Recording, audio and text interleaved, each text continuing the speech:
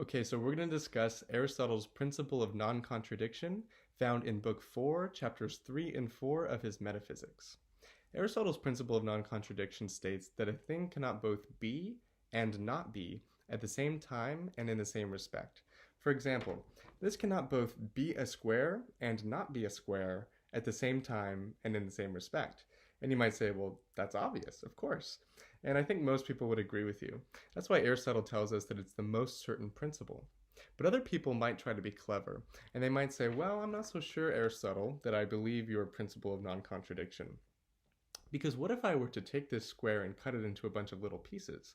Well, then it would be a square and not be a square. Because before I cut it into little pieces, it was a square, and after, it was not a square. And Aristotle would say to that, well, that's why I said at the same time. That's a very important qualification. What he means is that this square right now cannot also not be this square right now.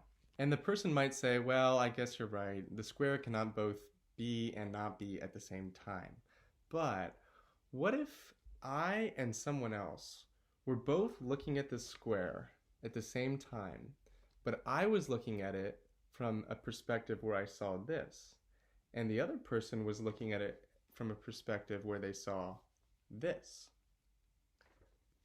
Then this both is a square and is not a square at the same time. And it might sound like this person has just refuted Aristotle. They've just refuted the principle of non-contradiction. But Aristotle would say, not so fast. I said in the same respect. And that's also a very important qualification.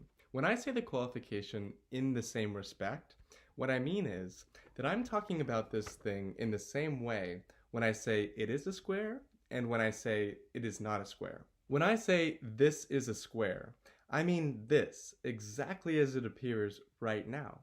And when I say this is not a square, I mean this exactly as it appears right now.